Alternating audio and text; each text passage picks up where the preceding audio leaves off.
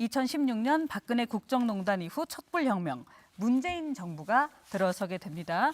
시장님 웃으시네요. 네, 문재인 대통령 5.18 기념식에 3번 오셨습니다. 화면 준비했습니다.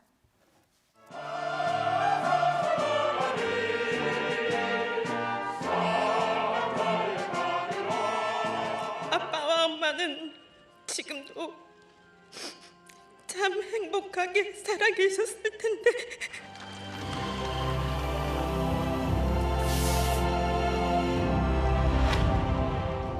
올 광주는 지금도 살아있는 현실입니다. 아직도 해결되지 않은 역사입니다. 대한민국의 민주주의는 이 비극의 역사를 딛고 섰습니다. 저는 이 자리에서 감히 말씀드립니다. 새롭게 출범한 문재인 정부는 광주 민주화 운동의 연장선 위에 서 있습니다. 1987년 6월 항쟁과 국민의 정부, 참여정부의 맥을 잇고 있습니다. 새 정부는 5.18 민주화 운동의 진상을 규명하는 데 더욱 큰 노력을 기울일 것입니다. 헬기 사격까지 포함하여 발포의 진상과 책임을 반드시 밝혀내겠습니다. 5.18 정신을 헌법 전문에 담겠다는 저의 공약도 반드시 지키겠습니다.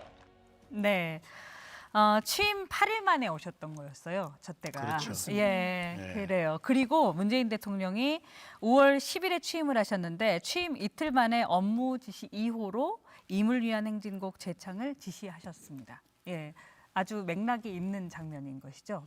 대통령이 5월 9일에 취임한 이후에 사실상 첫 공식 행사가 5.18 네, 기념식에 오신 건데 저 때는 눈물이 참 전날은 많은 날이었어요. 네. 기분 좋은 눈물도 있고 애틋함도 있고 그래서 마음껏 임을 위한 행진곡을 불렀던 정말 기분 좋은 재창의 시간도 있었고 네, 또 전날은 이제 80년둥이 소영 씨를 안아줬던 그 네. 뭐 너무너무 잘하는 네. 눈물이 있었던 정말 눈물이 많았던 전날이었던 것 같아요. 제가 볼 때는. 네, 특히 이제 우리 문재인 대통령이 헌법에 5.18 민주화 운동을 정신을 새기겠다 하는 공약을 공식화한 뒤에 오는 저 기념식이어서 정말 너무너무 감동적이었죠. 저 네. 기념식이 역대 우리 지금까지 44주년까지 있었던 기념식이 많고도 많고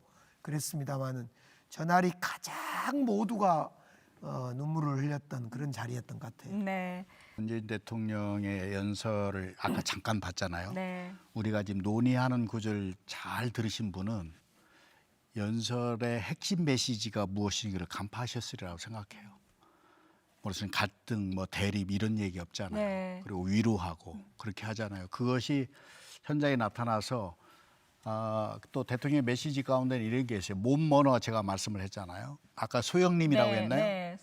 이분은 뒤따라가서 불러 세워서 이거 어마어마한 메시지예요. 네. 그걸로 끝나는 거거든요. 예. 저는 그 안아주시는 그 장면을 보고 좀 감탄했던 기억이 있고요. 그 전에 이제 5.18에 대한 이전 보수 정부들에서 5.18에 대한 여러 가지 뭐 재창도 못하게 하고 이런 것들을 보다가 첫 해에 딱 그 장면을 보고 좀 되게 감탄을 했던 기억이 있고 또 한 가지는 독재자의 후회가 아니라면 5.18을 다르게 볼 수 없습니다라고 말씀하시잖아요. 굉장히 강한 멘트죠. 그렇죠. 예. 강하죠. 5.18의 진실은 보수, 진보로 나뉠 수가 없습니다. 광주가 지키고자 했던 가치가 바로 자유이고 민주주의였기 때문입니다. 독재자의 후회가 아니라면 5.18을 다르게 볼 수가 없습니다. 저는 좀 깜짝 놀랐어요. 제가 저 멘트를 기억을 못 하고 있었는데 얼마 전에 그 국회 행안위에서 박선영 위원장의 망언이 있고 나서 국민의힘 행안위 소속 의원들이 박선영 위원장의 발언에 대해서는 아무도 말하지 않고 다 이렇게 퇴장 명령을 한 위원장에게 항의만 하는 거예요. 그래서 제가 그날 회의에서 혹시나 지금 박선영 위원장뿐만 아니라 아직도 5.18에 북한군이 개입되었다고 믿는 국민의힘 의원들이 있다면 그 사람들도 여기를 나가라 이런 얘기를 했거든요. 네. 여기에 국민의힘 의원들이 어떻게 그런 말을 할 수 있냐 막 항의를 하더라고요. 네. 근데 2025년이 된 지금도 사실은 저 멘트, 그러니까 5.18을 다르게 볼 수 없다, 독재자의 후회가 아니라면 그게 참 유효하구나라는 네. 생각이 들어서 조금 서글프기도 했고요. 아하. 네, 그 일을 며칠 전에, 불과 얼마 전에 네. 겪어오신 분으로서 더 그런 생각이 들 것 같습니다. 그리고 아까 우리가 잠깐 헌법 얘기를 했었는데요. 신체적으로 국립묘지가 있다면 정신이 헌법 전문에 5.18이 실리는 것이다라는 얘기까지 아까 했었어요. 문재인 대통령이 이제 공약으로 이 헌법 전문 수록을 얘기한 것의 의미, 그리고 지금까지 안 되고 있는 이것은 또 어떤 상황인지 정리를 한번 이 해주실까요? 부분을 조금 정리할 필요가 있어요. 네. 왜냐하면 아직도 그 많은 사람들이 5.18의 가치에 대해서 의문을 제기하는 사람들 중에 가장 많은 질문이 뭐냐면 왜 국군이 있는데 시민이 총을 들었냐는 거거든요. 이 문제를 제가 좀 더 쉽고 간단하고 명확하게 짚고 넘어갈 필요가 있어요. 첫째, 당시 군인은 대한민국 국군이 아니라 내란군입니다. 5.17이 이미 국가적으로 명확히 규정됐어요. 나라를 말하자면 파괴한 세력이 국군이에요. 그러니까 그건 국군이 아니에요. 내란군이지. 네, 이미. 그렇죠. 네. 그러니까 그런 내란군으로부터 국가를 지키기 위해서 일어난 것이 시민군이에요. 이게 제가 말하는 게 아니에요. 대부분 판결에 나와 있습니다. 네. 그러니까 국군이 아니라 진정한 국군은 당시 시민군이었다. 이것을 입증하는데 아주 중요한 게 있어요. 그게 뭐냐면 저들이 단순 내란 가담자가 아니고 적극적으로 내란을 일으켰다는 거, 군인이 그걸 상징적으로 보여준 게 헬기 사건입니다. 네. 헬기 총격 사건입니다. 예. 헬기로서 총격을 가했다는 것은 적극적으로 시민들을 죽이겠다는 얘기죠. 무작위에. 무작위하게. 그래서 헌법 전문에 포함되는 것은 우리나라에게 명확히 말해야 됩니다. 누가 그날 나라를 지키고 있었는지, 네. 누가 대한민국을 지키는 사람이었는지. 그러니까 그걸 명확히 밝혀야 앞으로도 내란이나 군사 쿠데타나 반란이 일어나면 누가 지켜야 되는지를 알려줘야 되거든요. 네. 그렇기 때문에 이것은 반드시 집어넣어야 된다. 네. 그게 정상 국가를 가기 위한 초석이다 생각합니다. 저 연설에는 나오지 않는데 중요한 대목이 하나가 있습니다. 네.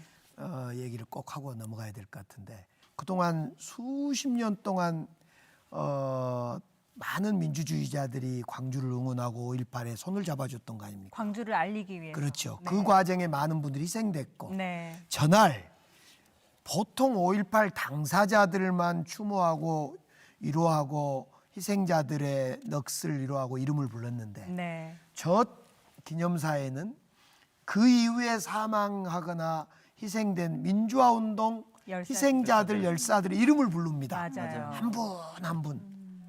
올의 죽음과 광주의 아픔을 자신의 것으로 삼으며 세상에 알리려 했던 많은 이들의 희생과 헌신도 함께 기리고 싶습니다.